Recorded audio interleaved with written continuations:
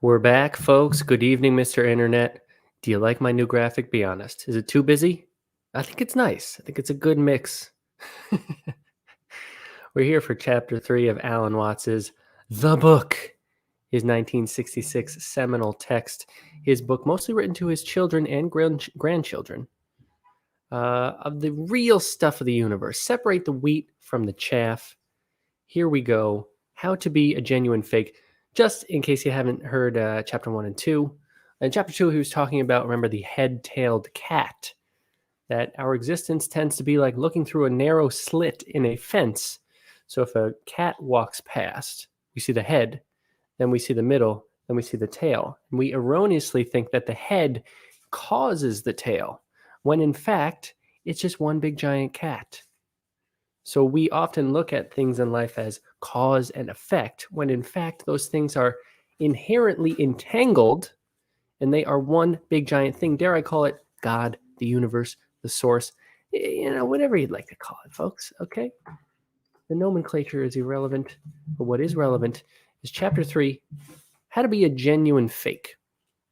The cat has already been let out of the bag.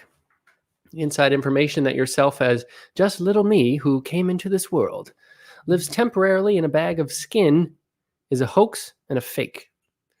The fact is that because no one thing or feature of this universe is separable from the whole, the only real you or self is the whole. The rest of this book will attempt to make this so clear that you will not only understand the words, but feel the fact. The first step is to understand as vividly as possible how the hoax begins. We must first look at the form and behavior of the hoax itself. I've long been interested in trying to find out how people experience or sense their own existence. For what specific sensations do they use the word I? Few people seem to use the word for their whole physical organism. I have a body is more common than I am a body. We speak of my legs as we speak of my clothes. And I seems to remain intact even if the legs are amputated. We say I speak, I walk, I think, and even I breathe. But we do not say I shape my bones, I grow my nails, I circulate my blood. We seem to use I for something in the body, but not really of the body. For much of what goes on in the body seems to happen to I in the same way as external events. I is used as the center of voluntary behavior and conscious attention, but not consistently. Breathing is only partially voluntary, as we say I was sick, or I dreamed, or I fell asleep, as if the verbs were not passive, but active. Nevertheless, I usually refers to a center in the body, but different peoples feel it in different places. For some cultures, it's in the region of the solar plexus. The Chinese Zin, the heart, mind, or soul, is found in the center of the chest. But most Westerners locate the ego in the head, from which center the rest of us dangles. The ego is somewhere behind the eyes and between the ears. It is as if there sat beneath the dome of the skull a controlling officer who wears earphones wired to the ears and watches a television screen wired to the eyes. I believe there's a Disney movie about that kind of thing. Also, Osmosis Jones? I don't know. Before him stands a great panel of dials and switches connected with all other parts of the body that yield conscious information or respond to the officer's will. So that's generally how we think of it. There's a little drop of light in your head that's kind of a little dude who's in control of the thing. This controlling officer sees sight, hears sounds, feels feelings, and quote-unquote has experiences. These are common but redundant ways of talking, for seeing a sight is just seeing, hearing a sound is just hearing, feeling a feeling is just feeling, and having an experience is just experiencing. But that these redundant phrases are so commonly used shows that most people think of themselves as separate from their thoughts and experiences. All this can get marvelously complicated when we begin to wonder whether our officer has another officer inside his head, and so ad infinitum. There was a young... Oh, come on, Derek. I got to jockey this scrolling wheel, folks. There was a young man who said, though it seems that I know, what I would like to see is the I that knows me, when I know that I know that I know. This paradox that, well, if there's a little guy inside my head and he's actually in control of all this stuff, who's in control of that guy? And so it's turtles all the way down, folks. One of the most important items in our officer's equipment is his recording and filing system, the memory which he constantly consults so as to know how to interpret and respond to his sensory input. Without this equipment, he could have no sensation of constancy, of being the same officer as he was seconds ago. Although memory records are much more fluid and elusive than photographic film or magnetic tape, the accumulation of memories is an essential part of the ego sensation. It gives the impression of oneself, the officer, as something that remains while life goes by, as if the conscious self were a stable mirror reflecting a passing procession. This further exaggerates the feeling of separateness, of oneself changing at a pace so much slower than outside events and inside thoughts that you seem to stand aside from them as an independent observer. But memories persist as the whirlpool persists. Remember in chapter 2, he was talking about how every person is a whirlpool. You have a center, but the things flowing in and out of you are constantly changing. You're more a verb than you are a noun. Conscious attention seems to scan them as computers scan their ever-cycling tapes for other storage mechanisms. Memory is an enduring pattern of motion, like the whirlpool, rather than an enduring substance like the mirror, a wax tablet, or a sheet of paper. If memories are stored in neurons, there is no standing aside from the stream of events, for neurons flow along in the same stream of events outside the skull. After all, your neurons are part of my external world and mine of yours. All our insides are outside. They are in the physical world. But conversely, the outside world has no color, shape, weight, heat, or motion without inside brains. It has these qualities only in relation to brains, which are, in turn, members of itself. Again, so interconnected. Can't know hunger without food. Wherever people may feel that the ego is located, and however much or little of the physical body is identified with it, almost all agree that I am not anything outside my skin. As Shakespeare's King John says to Hubert, "Within this wall of flesh there is a soul, counts thee her creditor." Not a big Shakespeare guy, but I'll have to Google him later. I've heard of him. The skin is always considered as a wall, a barrier, a boundary which definitively separates oneself from the world, despite the fact that it is covered with pores breathing air and with nerve endings relaying information. The skin informs us just as much as it outforms. It is as much a bridge as a barrier. Nevertheless, it is our firm conviction that beyond this wall of flesh lies an alien world only slightly concerned with us, so that much energy is required to command or attract its attention or to change its behavior. It was there before we were born and will continue after we die. We live in it temporarily as rather unimportant fragments, disconnected and alone. The whole illusion has its history in ways of thinking, in the images, models, myths, and language systems which we have used for thousands of years to make sense of the world. These have had an effect on our perceptions which seems to be strictly hypnotic. It is largely by talking that a hypnotist produces illusions and strange behavioral changes in his subjects, talking coupled with relaxed fixation of the subject's conscious attention. The stage magician, too, performs most of his illusions by pattern and misdirection of attention. Hypnotic illusions can be vividly sensuous and real to the subject, even after he has come out of the so-called hypnotic trance. It is then as if the human race had hypnotized or talked itself into the hoax of egocentricity. There is no one to blame but ourselves. We're not victims of a conspiracy arranged by an external god or some secret society of manipulators. But don't get me started on that stuff, guys. If there is any biological foundation for the hoax, it lies only in the brain's capacity for narrowed, attentive consciousness hand in hand with its power of recognition, of knowing about knowing and thinking about thinking with the use of images and languages. My problem as a writer, using words, is to dispel the illusions of language while employing one of the languages that generates them. I can succeed only on the principle of a hair of the dog that bit you. Mike and I were just talking about this too, Alan Watts mentions. At the highest levels of Zen, the greatest Zen lecture you could ever see would be to see a Zen teacher. He comes out on stage, it's completely silent for a whole hour, and everyone gets up and walks away and said, "Wow, that was really incredible." But I got gypped from Materialist Point. It doesn't make sense.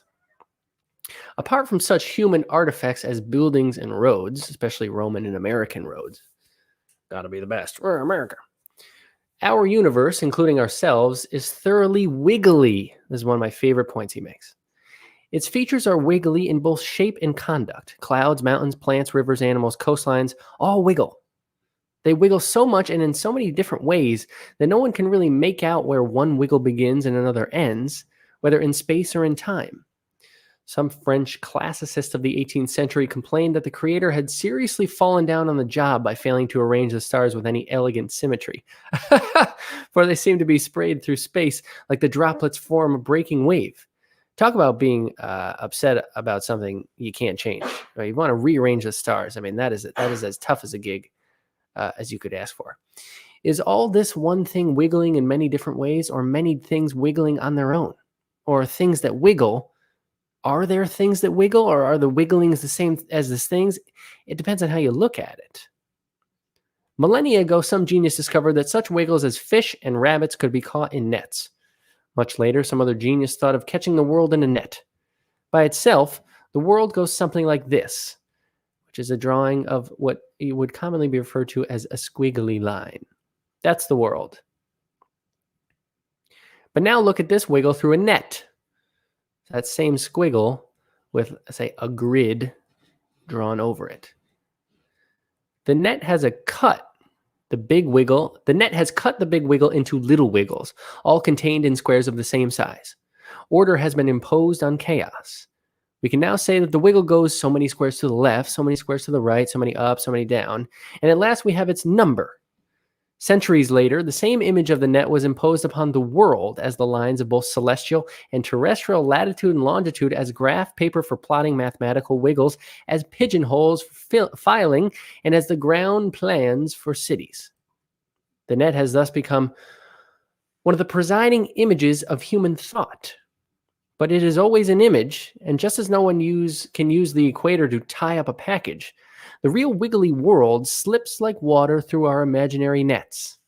However much we divide, count, sort, or classify this wiggling into particular things and events, this is no more than a way of thinking about the world. It is never actually divided. Mike and I talk about that a lot on the show. The world is very wiggly. And in order, like he's saying, storing memories, we have to create the grid so that we remember who the hell we are. But the grid is not the world. The symbol is not the sun. The phone is not the sun. Another powerful image is the ceramic model of the universe, in which we think of it as so many forms of one or more substances, as pots are forms of clay, and as God is said to have created Adam from the dust. Ah, that old story. This has been an especially troublesome image, bewildering philosophers and scientists for centuries with such idiotic questions as, how does form or energy influence matter? What is matter? What happens to form, or the soul, when it leaves the matter, or the body? How is it that mere matter has come to be arranged in orderly forms? What is the relationship between mind and body? Problems that remain persistently insoluble should always be suspected as questions asked in the wrong way, like the problem of cause and effect. Make a spurious division of one process into two, forget that you have done it, and then puzzle for centuries as to how the two got together. So with form and matter, because no one ever discovered a piece of formless matter or an immaterial form, it should have been obvious that there was something wrong with the ceramic model. The world is no more formed out of matter than trees are made of wood. The world is neither form nor matter, for these are two clumsy terms for the same process, known vaguely as the world or existence. Yet the illusion that every form consists of or is made of some kind of basic stuff is deeply embedded in our common sense. It was like just energy waves or what have you. We have quite forgotten that both matter and meter are alike derived from the Sanskrit root matur, to measure, and that the material world means no more than the world as measured or measurable by such abstract images as nets or matrices, inches, seconds, grams, and decibels, whatever. The term material is often used as a synonym for the word physical, from the Greek physis, from nature, and the original Indo-European bo, to become. There is nothing in the words to suggest that the material or physical world is made of any kind of stuff according to the ceramic model, which must henceforth be called the crackpot model.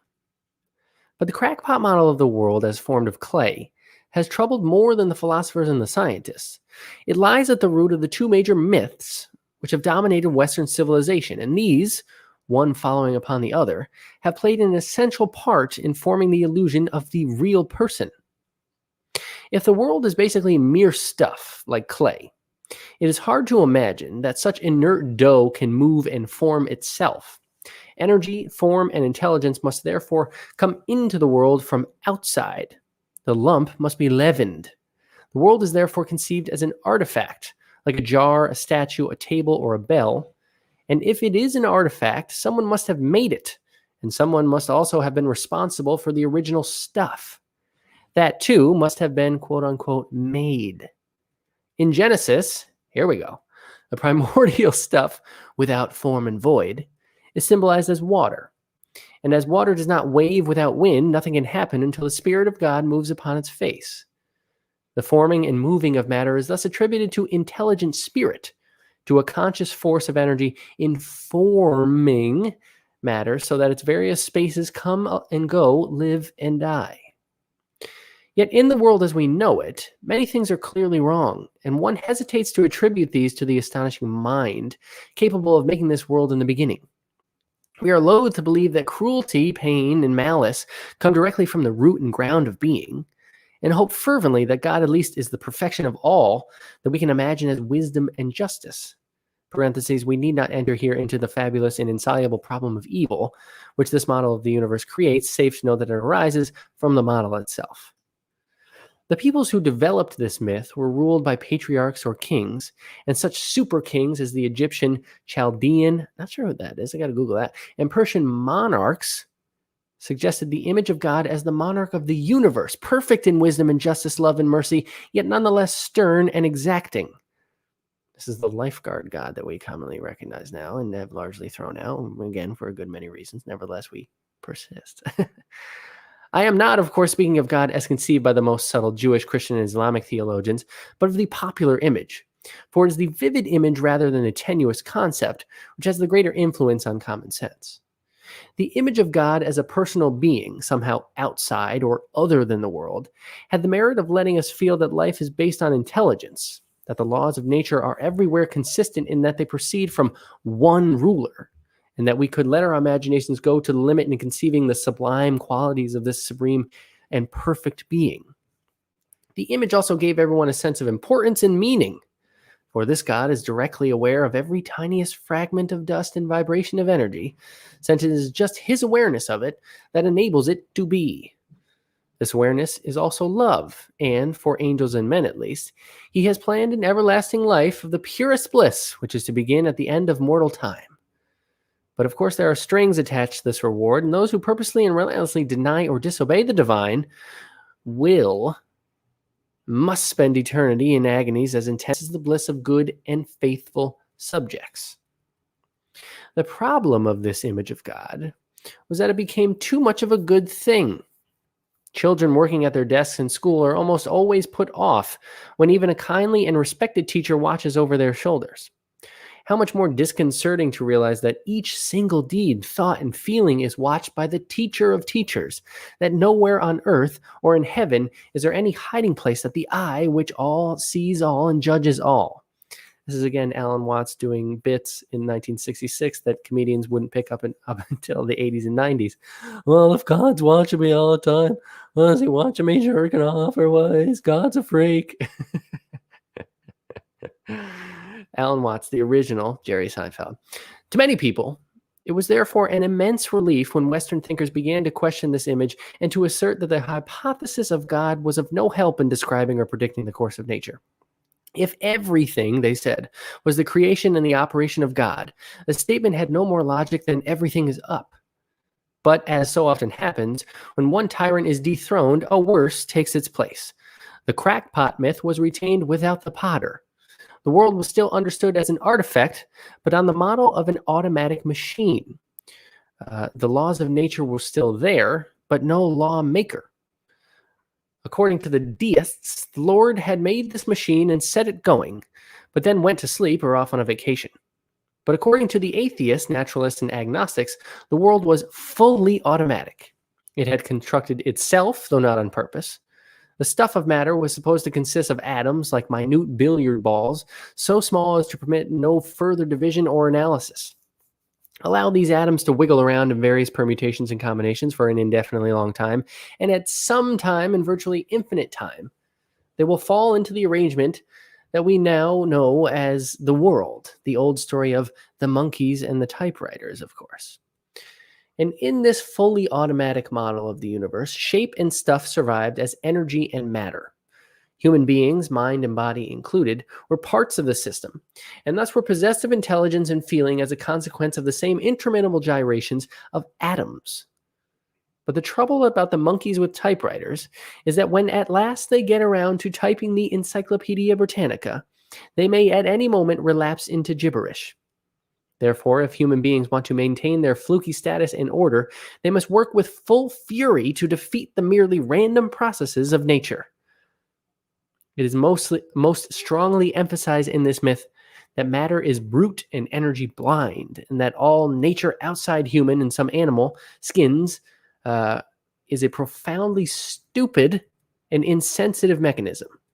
Those who continue to believe in the someone up there who cares were ridiculed as woolly-minded, wishful thinkers, poor weaklings unable to face man's grim predicament in a heartless universe where survival is the sole privilege of the tough guys. This is something Mike and I have discussed on the show as well. And the fully automatic model of the world is kind of the one that most people, let's say in a modern America, are still under the impression that is the case.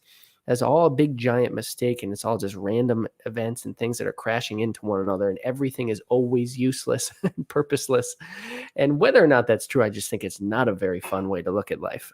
And if you're not going to be here for that long, in the grand scheme of things, 100 years, not that long, you might as well have a little bit of fun. But it certainly is true that the someone up there who cares were ridiculed as woolly-minded, wishful thinkers.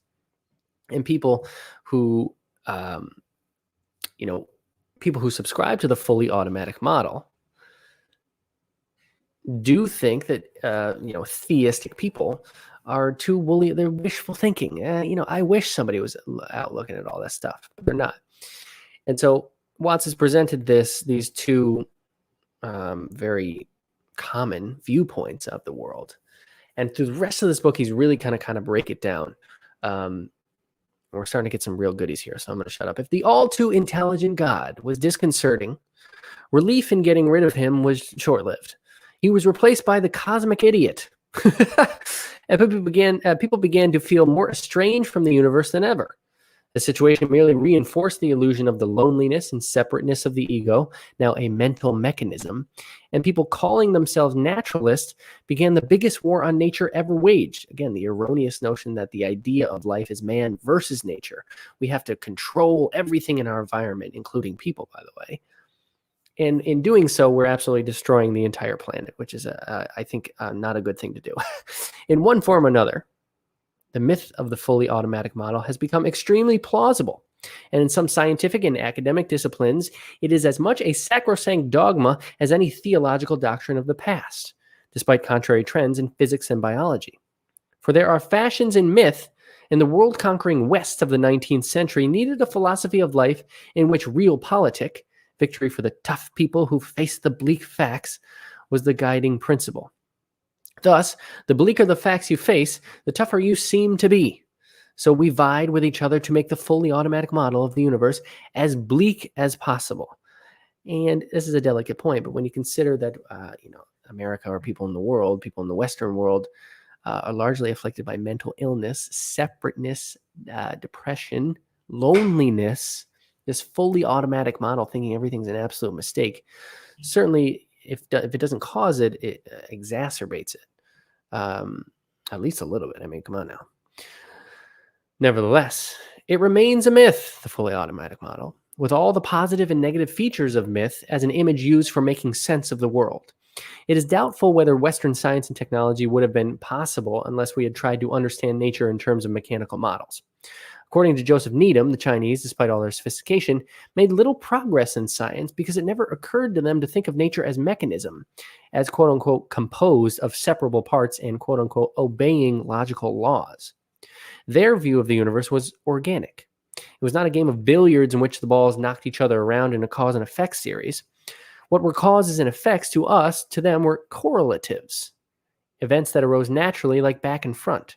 The parts of their universe were not separable, but as fully interwoven as the act of selling with the act of buying. A quote-unquote made universe, whether of the crackpot or fully automatic model, is made of bits, and the bits are the basic realities of nature. Nature is therefore to be understood by microscopy and analysis to find out what the bits are and how they are put together. I mean, that's what science is, where you get to the atoms, further down, what it is, how do they fit together, cause and effect, fully automatic. This was the view of the nominalist philosophers of the late Middle Ages, who strongly opposed the then called realists for maintaining that such entities as mankind or human nature were real substances underlying the accidents of particular men and women. Every individual was therefore an example or a case of the human substance, though the word as then used did not mean matter or stuff, but a kind of essence stance under its particular manifestations, substance. The nominalists maintained that this was nonsense. For them, mankind was no more than the sum total of individual people. Mankind was not a substance, but simply a name for a class of creatures. It was not real, but merely nominal. Nominalism, as we know, became the dominant attitude of Western thought, and especially of the philosophy of science. In the 18th century, Rousseau went so far as to suggest that society and the state had originally been formed by a contract between individuals. A fool, this Frenchman. Society was an association like the Rotary Club. Anytime I hear a club like Knights of Columbus or anything, I always think of Fred Flintstone, was that the Elk Club? Is that a real one? I can't remember. Society was an association like the Rotary Club, which individuals had at some time joined and thereby abandoned their original independence. But from the standpoint of modern sociology, we feel that man is necessarily a social thing, if only for the reason that no individual can come into being without a father and a mother. And this is already society. Until quite recent times, it has been the prevailing view of Western science that animals and plants, rocks and gases are composed of such units as molecules, cells, atoms, and other particles in much the same way that a house is composed of bricks. But a consistent nominalist will have to be forced into the position that there really is no such thing as the human body.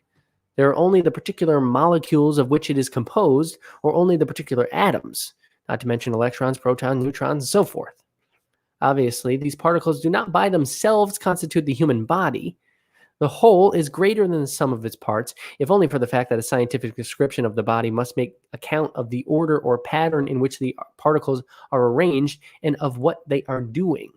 So you are composed of molecules, but you're more than molecules, but you are molecules, but you're more. The man behind the microscope has this advice for you. Instead of asking what it is, just ask, what does it do? But even this is not enough. We must also ask, in what surroundings is it doing it? If a description of the human body must include the description of what it and all its parts are doing, that is, of its behavior, this behavior will be one thing in the open air, but quite another in a vacuum, in a furnace, or underwater. Blood in a test tube is not the same thing as blood in the veins, because it is not behaving in the same way. Its behavior has changed because its environment or context has changed, just as the meaning of one and the same word may change according to the kind of sentence in which it is used. There's a vast difference between the bark of a tree and the bark of a dog. The example I always use on the show, too, is the goldfish. If you stick a goldfish in the big old sea, it grows to be 6 foot long. If you win it at a fair in a whack-a-mole contest, it's a teeny tiny little thing. It adapts to the environment. So where is the boundary? It's not enough, therefore, to describe, define, and try to understand things or events by analysis alone, by taking them to pieces to find out how they are made. This tells us much, but probably rather less than half the story. Today, scientists are more and more aware that what things are and what they are doing depends on where and when they are doing it. If then the definition of a thing or event must include definition of its environment, we realize that any given thing goes with a given environment so intimately and so inseparably that it is more and more difficult to draw a clear boundary between the thing and its surroundings. Again, taking it to hard science, the ecosystem. Well, this big animal eats this animal that's a little bit smaller, that eats this animal that's a little bit smaller, that eats these bugs, that feeds on this grass. But they all need each other. So where do you draw the line between what is one thing? Given that we're all made of molecules and you can go way, way in, you can go way, way out, who's drawing the line, friend? This was the grain of truth in the primitive and unreliable science of astrology, as there were also grains of truth in alchemy, herbal medicine, and other primitive sciences. For when the astrologer draws a picture of a person's or character or soul, he draws a horoscope. That is, a very rough and incomplete picture of the whole universe as it stood on the moment of that person's birth. But this is at the same time a vivid way of saying that your soul, or rather your essential self, is the whole cosmos as it is centered around the particular time, place, and activity called John Doe, or whatever the heck your name is. So he's saying astrology is correct, guys. Crack open that New York Times and see what tomorrow is going to be like for you. Thus, the soul is not in the body, but the body in the soul. And the soul is the entire network of relationships and processes which make up your environment, and apart from which you are nothing. A scientific astrology, if it could ever be worked out, would have to be a thorough description of the individual's total environment, social, biological, botanical, meteorological, and astronomical, throughout every moment of his or her life. But as things are, we define and so come to feel the individual in the light of our narrowed spotlight consciousness, which largely ignores the field or environment in which he is found. It's again like him saying our existence is like looking through a narrow slit in a fence. Individual is Latin, is the Latin form of the Greek atom, in which we cannot be cut or divided any further into separate parts. We cannot chop off a person's head or remove his heart without killing him, but we can kill him just as effectively by separating him from his proper environment. This implies that the only true atom is the universe, the total system of interdependent thing events, which can be separated from each other only in name. For the human individual is not built as the car is built. Oh, what's going on here, Derek? Please hold. Ba, bum, ba, dun, dun, frun, ging, ging, ging, fin, din, din, din, din, din, din, din, sa, do, da, do, da, do, do, da, do, do, fa, shwe, da, da, da, da. Thank you for holding. For the human individual is not built as a car is built. He does not come into being by assembling parts, by screwing a head onto a neck, by wiring a brain to a set of lungs, or by welding veins to a heart. Head, neck, heart, lungs, brain, veins, muscles, glands are separate names, but not separate events. And these events grow into being simultaneously and interdependently. In precisely the same way, the individual is separate from his universal environment only in name. When this is not recognized, you have been fooled by your name. Confusing names with nature, you come to believe that having a separate name makes you a separate being. This is rather literally to be spellbound. And naturally, it isn't a mere fact of being name that brings about the hoax of being a real person. It is all that goes with it.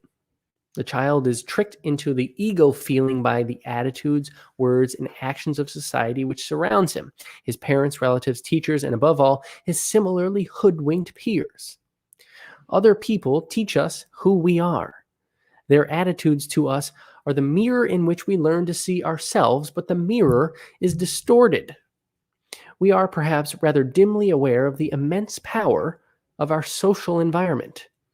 We seldom realize, for example, that our most private thoughts and emotions are not actually our own, for we think in terms of languages and images which we did not invent, but which we were given by our society. We copy emotional reactions from our parents, learning from them that excrement is supposed to have a disgusting smell and that vomiting is supposed to be an unpleasant sensation. The dread of death is also learned from their anxieties about sickness and from their attitudes to funerals and corpses. Our social environment has this power just because we do not exist apart from a society. Society is our extended mind and body. Yet the very society from which the individual is inseparable is using its whole irresistible force to persuade the individual that he is indeed separate. As Mike and I would say, where there is paradox, there is truth. Here goes Watts. Society, as we now know society as we now know it is, therefore, playing a game with self-contradictory rules. Just because we do not exist apart from the community is able to convince us that we do, that each one of us is an independent source of action with a mind of its own. And the more successfully the community implants this feeling, the more trouble it has in getting the individual to cooperate, with the result that children raised in such an environment are almost permanently confused. So the community is the one telling you you're separate from the community. We've all felt that. This state of affairs is known technically as the double bind. A person who is put in a double bind by a command or request which contains a concealed contradiction. Stop being self-conscious. Try to relax. Which is the easiest way to not relax and be self-conscious. Or the famous prosecuting attorney's question to the man accused of cruelty to his wife. Have you stopped beating your wife yet? Answer yes or no. This is a damned if you do, damned if you don't situation which arises constantly in human and especially family relations. A wife complains to her husband, do you realize that since we were married 2 years ago, you haven't once taken me to the movies? It wasn't that way when we were courting. I think you're beginning to take me for granted. When the penitent husband returns from work the following evening, he says, darling, what about going to the movies after dinner? And she replies, you're only suggesting it because I complained. Society, as we now have it, pulls this trick on every child from earliest infancy. In the first place, the child is taught that he is responsible, that he's a free agent, an independent origin of thoughts and actions, a sort of miniature first cause. He accepts this make-believe for the very reason that it is not true. He can't help accepting it, just as he can't help accepting membership in the community where he was born. He has no way of resisting this kind of social indoctrination. It is constantly reinforced with rewards and punishments. It is built into the basic structure of the language he is learning. It is rubbed in repeatedly with such remarks as, it isn't like you to do a thing like that, or don't be a copycat, be yourself. Or when one child imitates the mannerisms of another child whom he admires, Johnny, that's not you, that's Peter. The innocent victim of this indoctrination cannot understand the paradox. He's being told that he must be free. An irresistible pressure is being put on him to make him believe that no such pressure exists. A community of which he is necessarily a dependent member defines him as an independent member. In the second place, he is thereupon commanded as a free agent to do things which will be acceptable only if done voluntarily. You really ought to love us, say parents, aunts, uncles, brothers, and sisters. All nice children love their families and do things for them without having to be asked. In other words, we demand that you love us because you want to, and not because we say you ought to. Part of this nonsense is due to the fact that we confuse the must, expressing a condition, quote, to be a human you must have a head, with the must, expressing a command, quote, you must put away your toys. No one makes an effort to have a head, and yet parents insist that to be healthy, a child must have regular bowel movements, or that he must try to go to sleep, or that he must make an effort to pay attention, as if these goals were simply to be achieved by muscular exertion. Children are in no position to see the contradictions in these demands, and even if there were some prodigy to point them out, he would be told summarily not to answer back, and that he lacked respect for his elders and betters. Instead of giving our children clear and explicit explanations of the game rules of the community, we befuddle them hopelessly because we, as adults, were once so befuddled, and remaining so, do not understand the game that we are playing. A double-bind game is a game with self-contradictory rules, a game doomed to perpetual self-frustration. Like trying to invent a perpetual motion machine in terms of Newtonian mechanics, or trying to trisect any given angle with a straight edge and compass. A social double-bind can be phrased in several ways. The first rule of this game is that it is not a game. Everyone must play. You must love us. You must go on living. Be yourself, but play a consistent and acceptable role. Control yourself, but be natural. Try to be sincere. Paradox, paradox, paradox, paradox. Makes no sense. It's no wonder everybody's so confused, especially nowadays in this fully automatic model. an erroneous notion of man versus nature. Back to Watts. Essentially, this game is a demand for spontaneous behavior of very certain and specific kinds. Living, loving, being natural, or sincere. All these are spontaneous forms of behavior.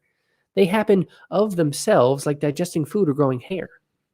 As soon as they are forced, they acquire that unnatural, contrived, and phony atmosphere which everyone deplores, weak and scentless like forced flowers, and tasteless like forced fruit.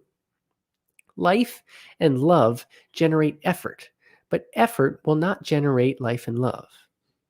Faith in life and other people and in oneself is the attitude of allowing the spontaneous to be spontaneous in its own way and in its own time.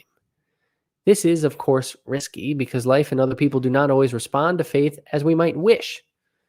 Faith is always a gamble because life itself is a gambling game with what must appear, in the hiding aspect of the game, to be colossal stakes. Again, hide and seek, that's back to chapter 1.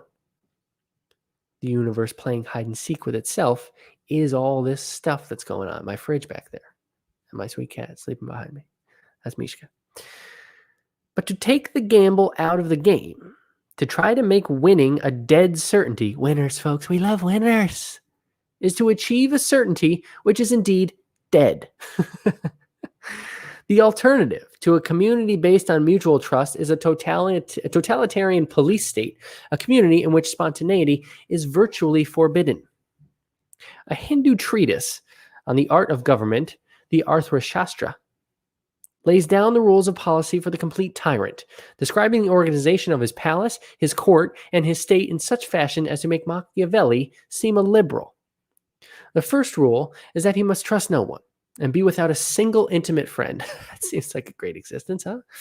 Beyond this, he must organize his government as a series of concentric circles composed of the various ministers, generals, officers, secretaries, and servants who execute his orders, every circle consisting a degree of rank leading up to the king himself at the center, like a spider in its web. Beginning with the circle immediately surrounding the king, the circles must consist alternately of his natural enemies and his natural friends. Can you imagine somebody actually wrote that book, like sat down and was like, here's how you do it. Here's how you be the biggest prick in the history of time. Because the very highest rank of princes will be plotting to seize the king's power, of course. I've seen Game of Thrones, come on. They must be surrounded and watched by a circle of ministers eager to gain the king's favor. And this hierarchy of mutually mistrusting circles must go all the way out to the fringe of the web. Divide et impera, divide and rule. Again, my apologies to the Latin speakers out there. Meanwhile, the king remains in the safety of his inmost apartments, attended by guards who are in turn watched by other guards hidden in the walls. Hidden in the walls! Slaves taste his food for poison, and he must sleep either with one eye open or with his door firmly locked on the inside. In case of a serious revolution, there must be a secret underground passage giving him escape from the center, a passage containing a lever which will unsettle the keystone of the building and bring it crashing down upon his rebellious court. The Arthashastra does not forget to warn the tyrant that he can never win. He may rise to... So then why do it? I guess so he can just rage against the dying of the light or something. He may rise to eminence through ambition or the call of duty, but the more absolute his power, the more he is hated, and the more he is the prisoner of his own trap. I would bring this to a modern context and say that anybody who actually wants to be president is insane. The web catches the spider. He cannot wander at leisure in the streets and parks of his own capital, or sit on a lonely beach listening to the waves and watching the gulls. Through enslaving others, he himself becomes the most miserable of slaves. Nothing fails like success, because a self-imposed task of our society and all its members is a contradiction. To force things to happen which are acceptable only when they happen out of force. This, in turn, arises from the definition of man as an independent agent, back to that thing, in the universe, but not of it, saddled with a job of bending the world to his will. No amount of preaching and moralizing will tame the type of man so defined, for the hypnotic hallucination of himself as something separate from the world renders him incapable of seeing that life is a system of geological and biological cooperation. It's not man versus nature, but man is nature. Certainly, the system contains fights, birds against worms, snails against lettuce, and spiders against flies, among many others, of course. But these fights are contained in the sense that they do not get out of hand, that no one species is a permanent victor. At least that's how it should be, I should think. Man alone is trying to eliminate his natural enemies in the conviction that he is, or should be, the supreme species. Just as we cultivate vegetables, cattle, and chickens for food in the realization that we depend upon these creatures for our life, we should also realize that enemy creatures, which prey upon man, insects, bacteria, and various fungi, are in fact enemy/friends. A New York hostess, entertaining a statesman from Pakistan, brought up the problem of the urgent need for birth control in Asia and what was being done about it in Pakistan. She was utterly nonplussed with the reply that all the propaganda about birth control was merely the white man's attempt to maintain his superiority over the colored races. I told her that she should have answered, "No, indeed, we only want to help you prune your beautiful fruit trees." For the enemies/friends of man are his pruners. This is suffering his grace. Another delicate point. They prevent him from destroying himself by excess fertility, so the person who dies of malaria or tuberculosis should be honored at least as much as one who died for his country in battle. He has made room for the rest of us, and the bacteria which killed him should be saluted with proper chivalry as an honorable foe. This is a very delicate point here. The point is not that we should forthwith abandon penicillin or DDT. It is that we should fight to check the enemy, not to eliminate him. We must learn to include ourselves in the round of cooperations and conflicts of symbiosis and preying, which constitutes the balance of nature. For a permanently victorious species destroys not only itself, but all other life in its environment, which again, we're rocketing toward. The obvious objection to an argument against wiping out such natural enemies of man as cancer or mosquitoes is our sympathy for the individuals who get caught. Yeah, come on, man. What are you, a heartless prick, Alan Watts? Explain yourself. It's all very well to reason in the abstract that the human population has to be pruned, but when disease puts its finger on me, I run for the doctor. But what would be the success of a call for volunteers for pruning? I mean, come on. In Western civilization, we do not abandon sickly babies, shoot the insane, let the hungry starve, oh boy, or leave deceased people to die on the streets. Hashtag New York City, uh-oh. At least not in our better moments, Watts says. For the most sacred ideal of our culture is the right of every individual to justice, health, and wealth, or life, liberty, and the pursuit of happiness.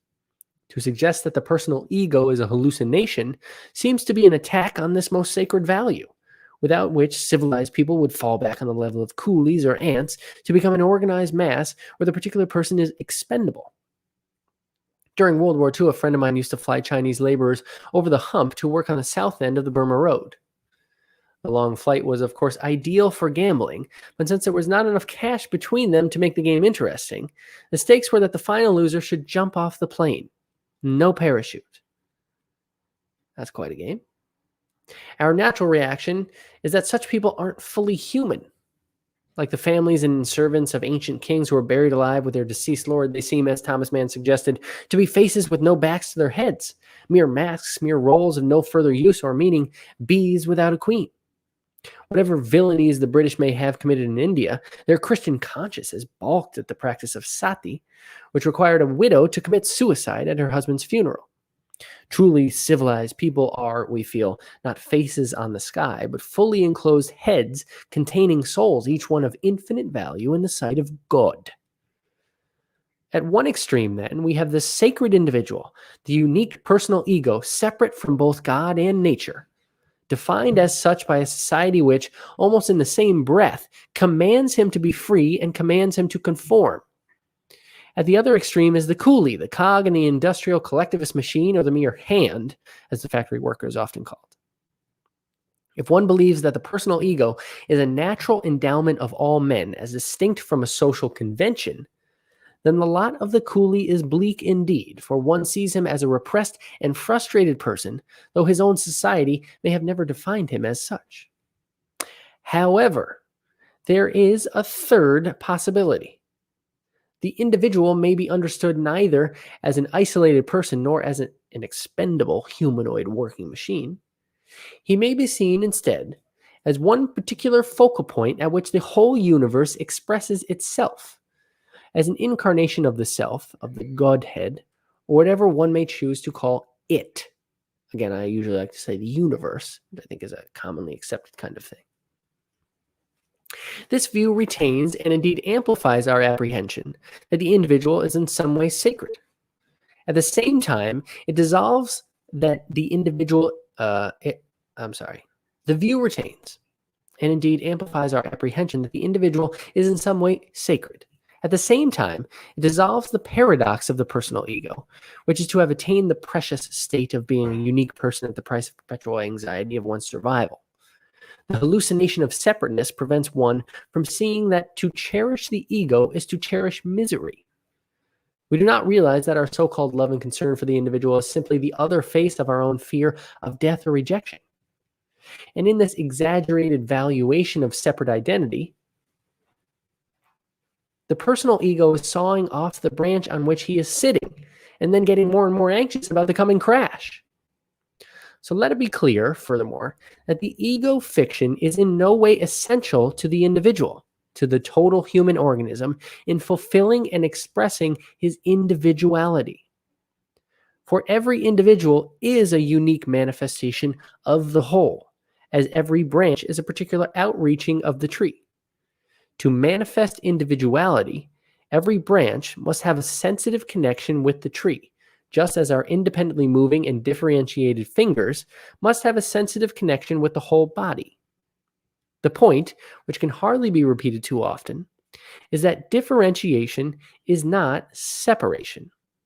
The head and the feet are different, but not separate. And though man is not connected to the universe by exactly the same physical relation as branch to tree or feet to head, he is nonetheless connected, and by physical relations of fascinating complexity. The death of the individual is not disconnection, but simply withdrawal. The corpse is like a footprint or an echo, a dissolving trace of something which the self has ceased to do. If then the differentiation of individuals is of great value, in the sense that your heart and your lungs both good separately, working in harmony. If then the differentiation of individuals is of great value, on the principle that variety is the spice of life, this value is not going to be enhanced by a self-contradictory definition of individuality. Again, thinking, it's only me and I'm the only one doing anything. Our society, that is, we ourselves, all of us, is defining the individual with a double bind, commanding him to be free and separate from the world, which he is not, for otherwise the command would not work. Under the circumstances, it works only in the sense of implanting an illusion of separateness, just as the commands of a hypnotist can create illusions.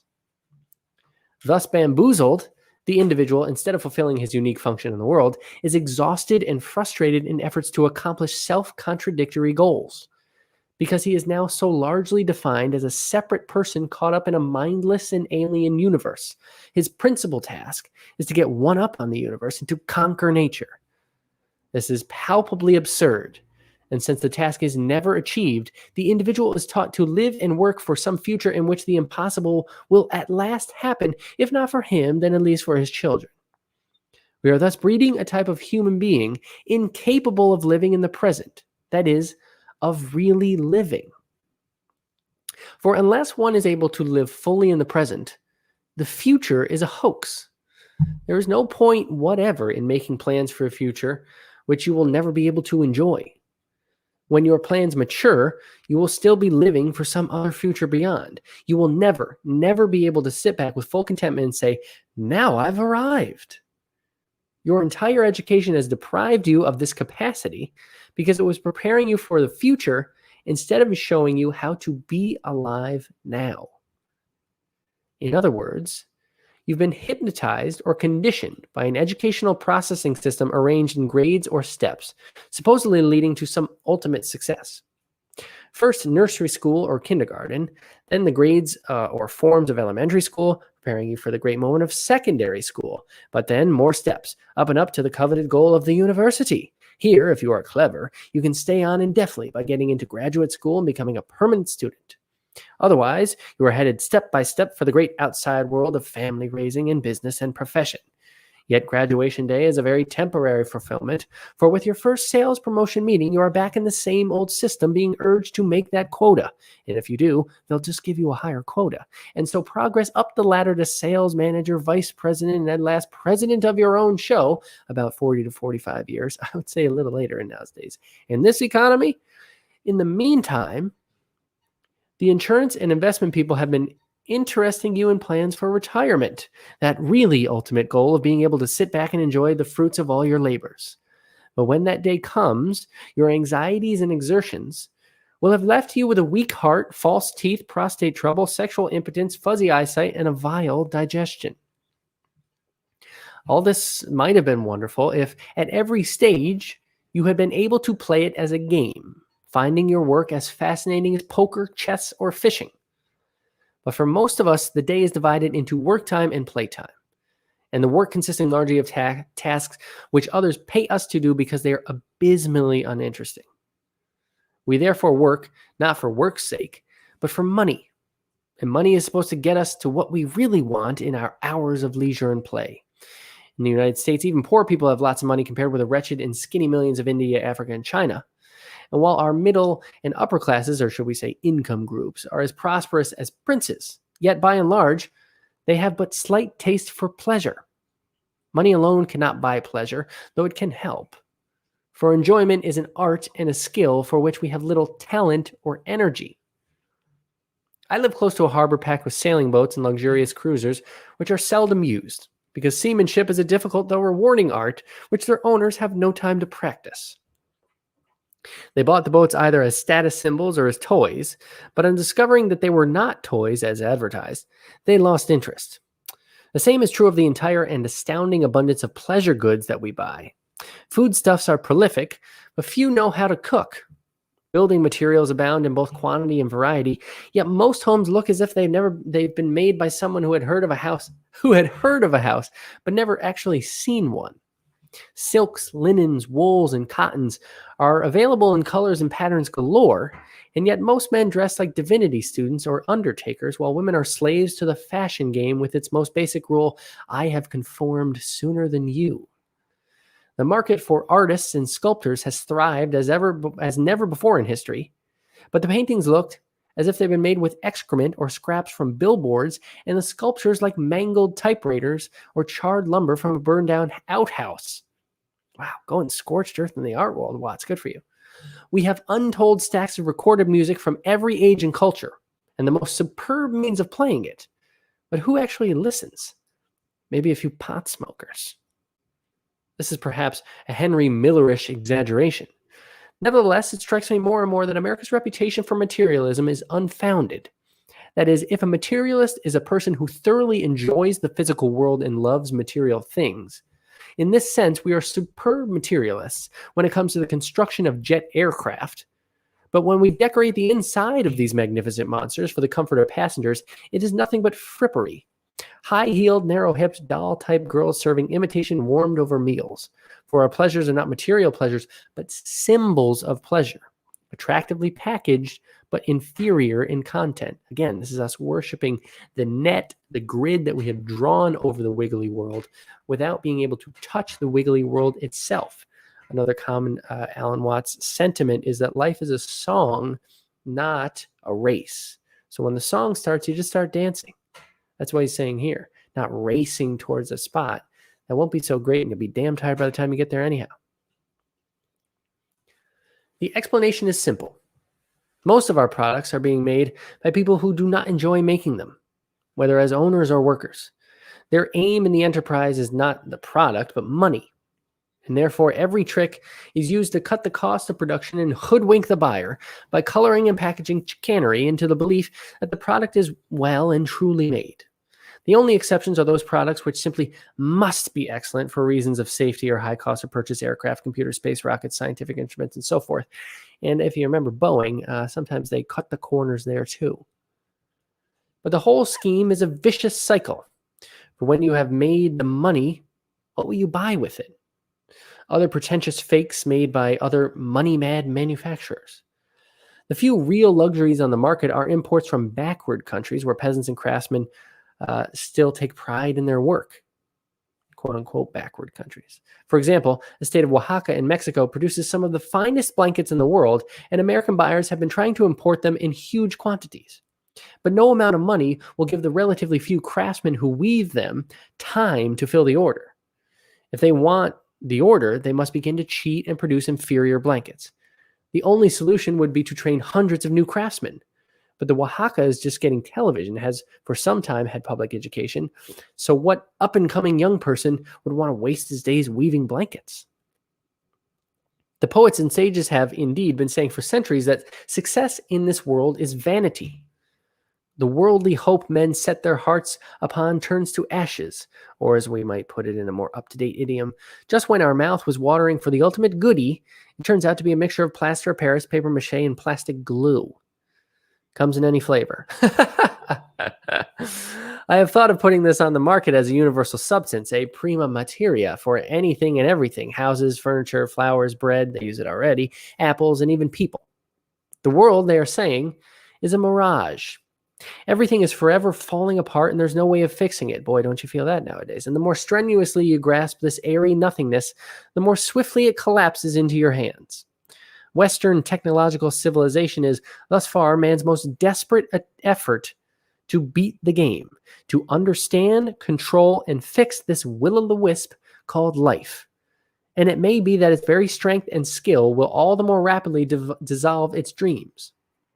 But if this is not to be so, technical power must be in the hands of a new kind of man. In times past, recognition of the impermanence of the world usually led to withdrawal. On the one hand, ascetics, monks, and hermits tried to exercise their desires so as to regard the world with benign resignation, or to draw back and back into the depths of consciousness to become one with the self in its unmanifest state of eternal serenity. I don't know about you, but I don't really want to live in a cave in the mountains. I like playing Xbox. On the other hand, others felt that the world was a state of probation, where material goods were to be used in a spirit of stewardship as loans from the Almighty, and where the main work of life is loving devotion to God and to man. Yet, both these responses are based on the initial supposition that the individual is the separate ego. And because this supposition is the work of a double mind, any task undertaken on this basis, including religion, will be self-defeating. Just because it is a hoax from the beginning, the personal ego can only make a phony response to life. For the world is an ever elusive and ever disappointing mirage, only from the standpoint of someone standing aside from it, as if it were quite other than himself, and then trying to grasp it. Without birth and death, and without the perpetual transmutation of all forms of life, the world will be static, rhythmless, undancing, and mummified. But a third response is possible. Not withdrawal, not stewardship on the hypothesis of a future reward, but the fullest collaboration with the world as a harmonious system of contained conflicts, based on the realization that the only real I is the whole endless process.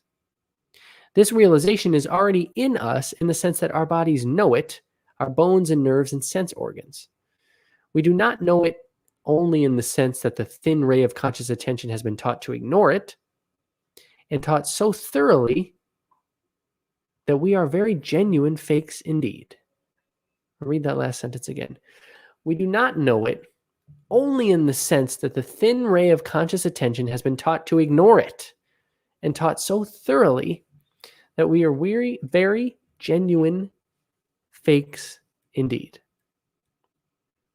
And that is a conclusion of chapter 3 there. So a lot of really juicy stuff. That's a juicy chapter right there.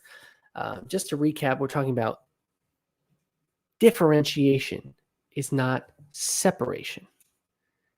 And it is very intuitive to think that, well, myself ends in my skin. This is me.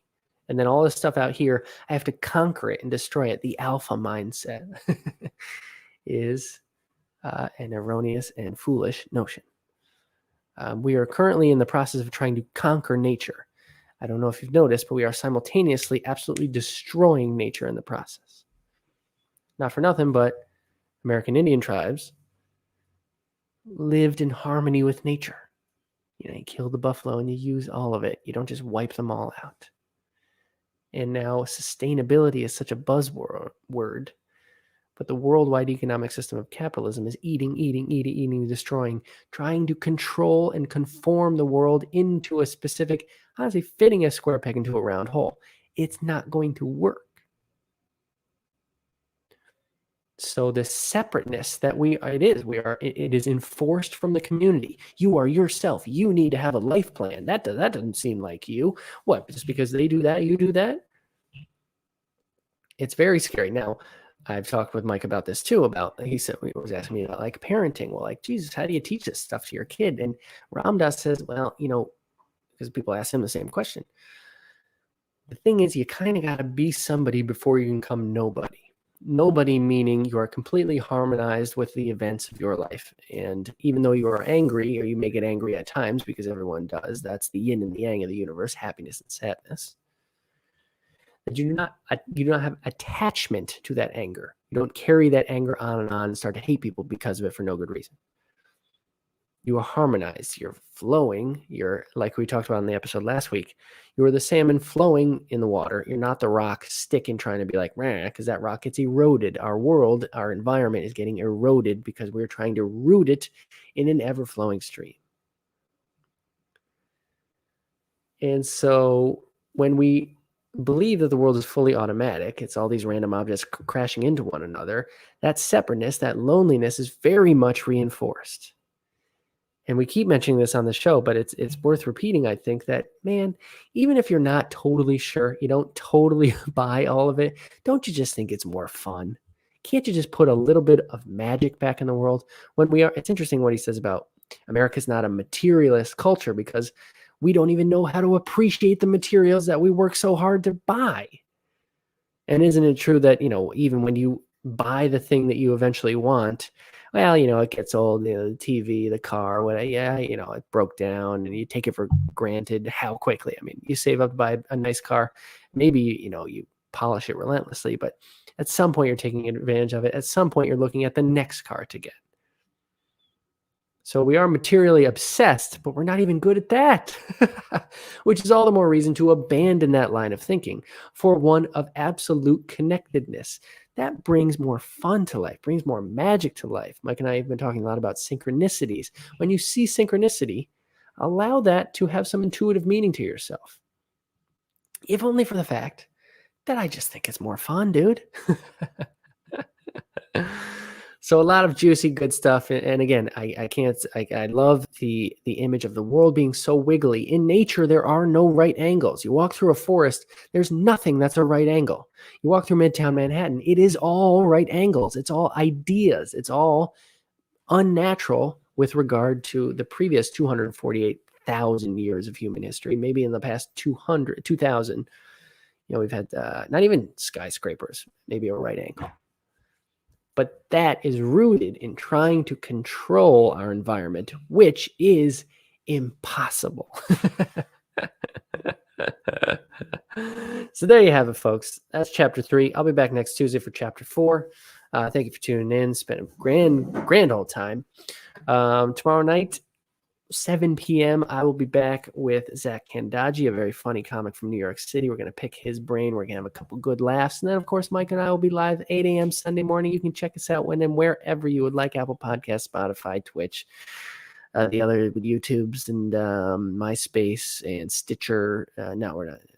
And MySpace, and check us out on MySpace, Your Space, Our Space. I think that's what we learned from Watts today. There is no MySpace. It's our space, guys. All right, I'm out of here.